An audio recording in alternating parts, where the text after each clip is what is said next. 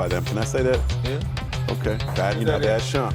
Is they always have a star. Yes. I've never seen any team Hollywood, in sports man. do this other than Real Madrid. Like you got Jerry West and Elgin, Magic Kareem, Showtime Lakers, and Shaq and Kobe, and then LeBron comes, and then you got the guy after LeBron. Right.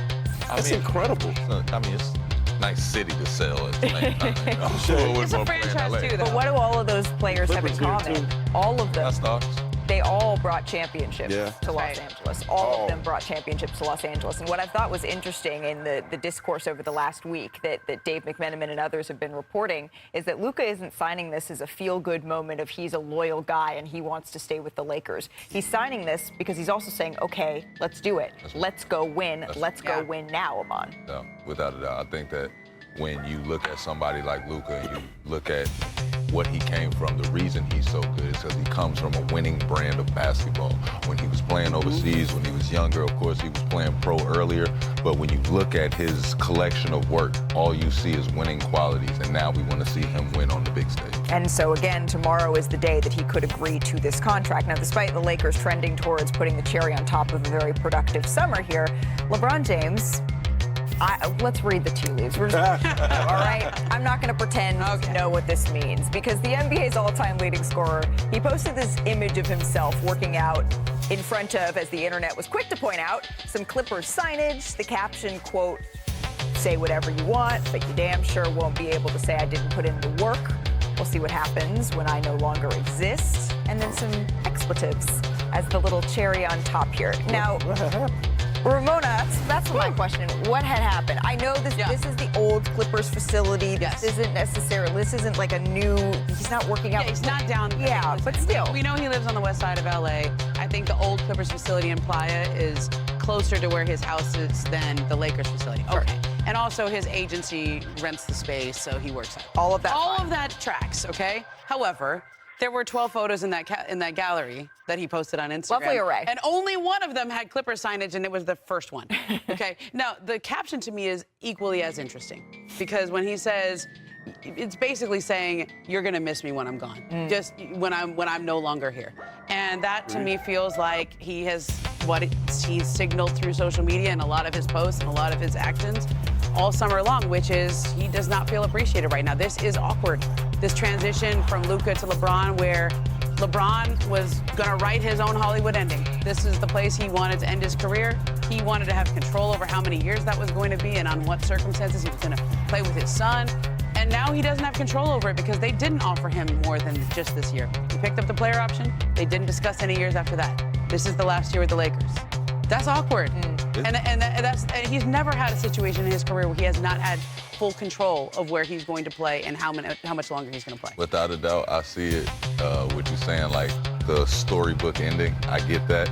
And he deserves that, by the way. Without a doubt. But I think we're all, missing the point that that's a Jay-Z caption.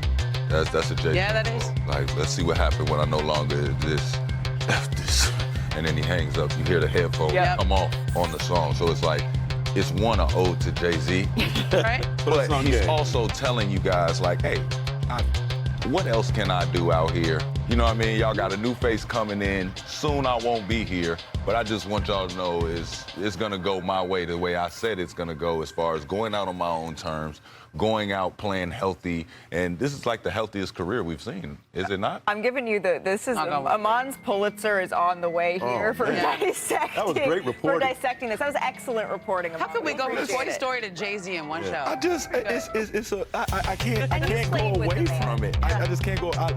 When I read the caption, I don't immediately think how a fan would think. I'm hearing Jay-Z. Yeah. You know what I mean? But I'm also like, wow, we are nearing the end of what we're calling greatness. We've been witnesses the whole time, and now we can't. Right. And by all accounts, LeBron has been very happy with Luka. He's been a fan of him for a long time. He tried to sign Luka to his under his shoe umbrella. He's a fan of his. This is not, Are we reading tea leaves? Amon just read them. I would love to see that pick and roll for a little bit, man. Yeah. We see that pick and roll for a little bit, bro. Let me get 1-2 years, pick and pop, you know what I'm saying?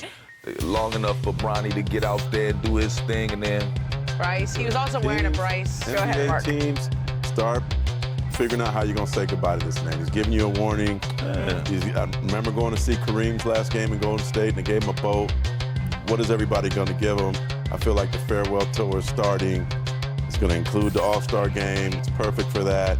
Get ready to get your final gifts and get the rocking chair out of there. I just feel like this is the end. This is also what he does every summer. Like this late July, August, where he's like, remember a couple years ago he was like #Wash King. Yeah. And I don't remember anybody calling him Wash King. I think somebody might have. Yeah. Saying Probably you're got about to called. be gone, you're Man, gonna that miss could be it. a joke. This is his like, I'm working hard in the off season. I'm up at 5 a.m.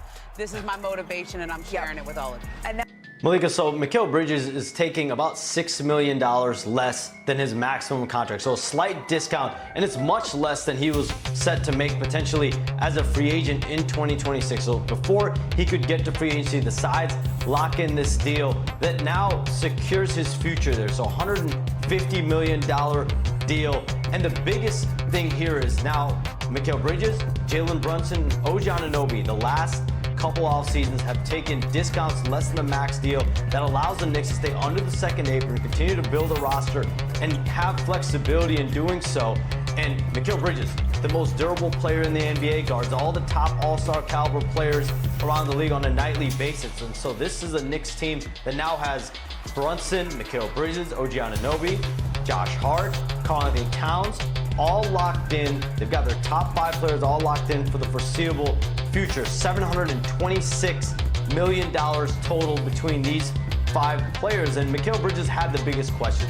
What would his future be moving forward? He did have an up and down year at times. So for him to lock in $150 million, he is now off the board, as well as Jalen Brunson. Those are obviously 2 guys that have had major extensions the last 2 years. And an interesting wrinkle, Malika, Mikal Bridges is now ineligible to be traded for the next 6 months. He is off the board. So if there is a major move around the league the next several months, and if the Knicks are involved, Mikal Bridges will not be involved in that. Shams, I'm not very good at math, but by my math, not eligible to be traded for 6 months. The trade deadline, it is 6 months and 5 days away. So maybe not for the next couple of months, but it's not off the board for the entire season. Shams, as always, we appreciate the insight. We'll be standing by for any potential news that comes down the pipeline. One thing that Shams mentioned about Mikal Bridges, the dude brings a whole lot to the table. He mentioned him being an Iron Man.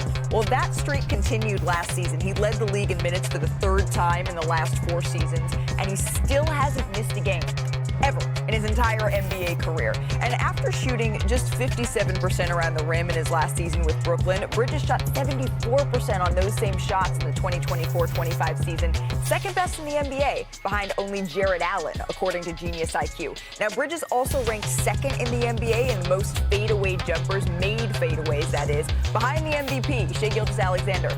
But actually, Bridges had a better field goal percentage than SGA on those fadeaway jumpers when they were heavily contested. Also, according to Genius IQ, Bridges lived up to his reputation as that lockdown defender, was one of just 6 players to take at least 1,000 half-court matchups against players to make last year's All-Star game. So, Aman, clearly he brings so much to the table here. I don't know that we saw the best from Mikal Bridges when you look at his entire season last year for the New York Knicks. Obviously, you think of those big blocks he had against the Boston Celtics, but how can the Knicks maximize him? When you talk about maximizing a guy that plays on the wing, it always essentially comes down to, one, what you're doing on the defensive end, and then what your point guard is willing to do as far as early